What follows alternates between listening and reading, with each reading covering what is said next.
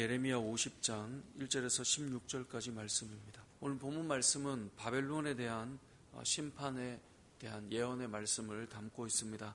당시 세상을 호령했던 나라는 바벨론이었습니다. 그렇게 강력한 나라가 오늘 이 말씀 바벨론도 결국 무너지게 될 것이다 라는 말씀을 들으면 어쩌면 코웃음을 칠지도 모르겠습니다. 왜냐하면 워낙 강력한 나라였고 결코 무너지지 않을 것 같은 힘을 가진 나라였기 때문에 그렇습니다. 하지만 우리가 역사를 통해 알 수 있고 또 오늘 이 말씀의 예언이 그대로 성취되었던 것을 통해 알 수 있는 것은 아무리 강한 바벨론이라 해도 결국 그 다음에 일어나는 나라로부터 무너지게 된다는 것을 보게 되는 것이죠. 우리가 많이 쓰는, 세상에서 많이 쓰는 말 중에 하나가 권불십년이라는 말이 있죠. 화무 11홍이요 권불십년이라. 아무리 꽃이 아름다워도 그 꽃의 아름다움은 열흘을 넘기지 못하고 권력이 아무리 강해도 그 권력은 10년을 넘기지 못한다라는 말입니다. 이 말은 우리가 살면서 느끼는 거죠. 아무리 아름다운 사람도 세월이 흐르면 결국은 그 아름다움은 지기 마련입니다. 뿐만 아니라 아무리 강력한 권력도 시간이 지나 보면 결국 그 권력도 무너지고 만다라는 것이죠. 그것이 영원하지 못하다라는 것입니다. 오늘 본문에 등장하는 바벨론도 그렇다는 것이고 우리가 세상을 살아가다 보면요. 어느 단체나 어느 영역이나 항상 힘이 있는 자들이 등장하게 됩니다. 그 힘의 모습이 조금 다양하게 다채롭게 나타날 뿐이지 항상 사람이 모인 곳에는 항상 누군가가 모여있는 자리에는 항상 힘이 있는 포지션에 있는 사람이 있고 그렇지 못한 사람이 있게 되곤 합니다. 그 힘 있는 자들은 항상 이 권불십년이라는 말을 들을 때 자기와는 늘 무관하다는 생각을 하고 살아갑니다. 하지만 살펴보면 그 자리에서 힘을 과시하고 살아가고 그 자리에서 목소리를 높이고 늘 살아갑니다. 그리고 그런 자리를 늘 찾아가죠.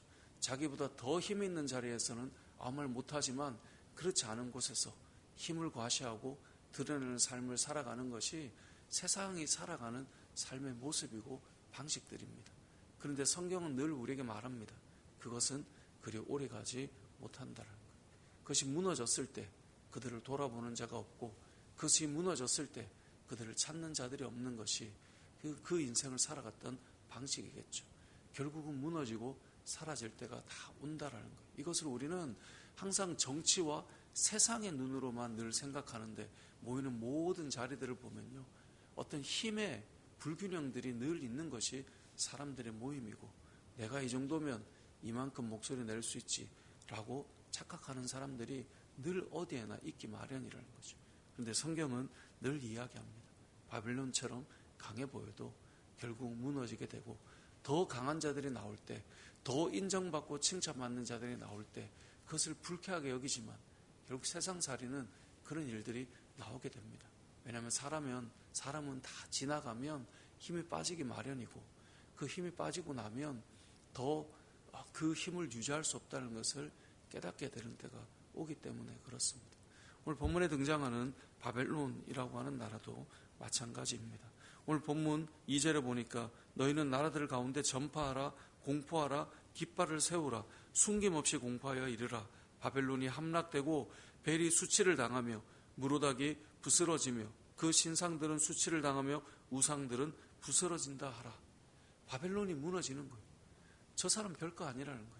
저 나라 별거 아니라는 거예요. 그런 때가 온다라는 거예요. 그동안 억눌려 있었지만, 그동안 말은 못했지만, 사실 받아들이지 못한 채 힘에 눌려 있었지만 그렇지 않았음을 선포할 때가 온다라고 말씀하고 있는 거죠. 이 바벨론의 이 심판과 바벨론의 멸망은 또 한편으로는 누구의 회복을 선포하는 것이겠습니까? 이스라엘 백성의 회복을 선포하는 것입니다. 억눌려 있던 자들의 회복을 선포하는 것입니다. 그래서 4절에 보니까 여호와의 말씀이니라. 그날 그때에 이스라엘 자손이 돌아오며 유다 자손도 함께 돌아오되 그들이 울면서 그 길을 가며 그의 하나님 여호와께 구할 것이며 그날 그때 회복될 그때 그들이 울며 돌아올 때가 온다라는 거예요. 그들이 그리고 무엇을 기억합니까? 5절에 보니까 그들이 그 얼굴을 시온으로 향하여 그 길을 물으며 말하기를 너희는 오라 잊을 수 없는 영원한 언약으로 여호와와 연합하라 하리라. 하나님의 언약이 하나님의 그 영원한 언약이 다시금 회복시키는 그 말씀과 약속이 그대로 이루어지고 성취됨을 말씀하고 있는 것이죠. 그래서 이스라엘 백성들이 돌아오는 거예요. 눈물로 감격하며 돌아오는 거예요. 그 강력함들이 무너지고 억눌려 있던 그들이 다시금 숨을 쉬며 살아나는 역사가 일어나게 된다는 것입니다. 이스라엘 나라의 역사이기도 하지만 이 땅을 살아가는 우리들을 향한 하나님의 메시지고, 하나님께서 자유케 하고 회복케 하실 그날과 그때가 우리에게 오게 된다라고 하나님께서 말씀하고 있는 것입니다. 말씀을 정리해 보겠습니다. 한 나라의 역사를 보면 이렇게 흥왕하고 일어날 때가 있지만 무너질 때가 늘 옵니다. 이것은 세상의 이치이고 또 우리의 삶의 이치이기도 합니다. 저도 살아가면서 많은 사람들을 만나고 또 목회를 하며 많은 성도님들을 만나기도 하고 또 나름 교회에서는 리더십이었던 힘을 가진 많은 목회자들을 보기도 하고 또 교회 공동체 안에서 나름 힘이 있다 생각을 하는 많은 성도들을 만나기도 합니다. 근데 세월이 흐르면, 시간이 지나고 나면 그런 힘들이 하나하나 빠질 때가 옵니다.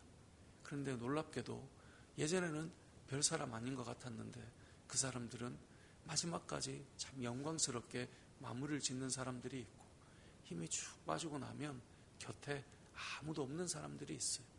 그것이 왜 그런가를 살펴보면 그들의 삶이 무엇으로 살아갔고 어떤 힘을 과시하며 걸어왔는가가 결국 나타나게 되는 것이죠.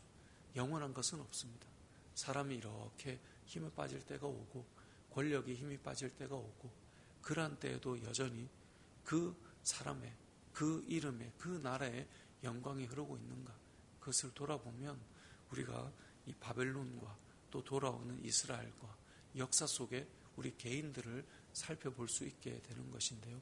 오늘 이 바벨론이 왜 심판을 받는가, 우리가 11절 이후는 읽지 않았는데 하나님의 백성들 앞에 그들이 얼마나 그 강함을 가지고 힘을 가지고 노력하고 약탈하고 죄를 완악하게 지었는가 돌아보면 개인의 인생에서도 힘을 좀 가진 것 때문에 얼마나 조롱하고 함부로 외치며 또 노력하며 그렇게 살았는가, 그게 그대로 고스란히 다 남아서 돌아오게 된다는 것인데요.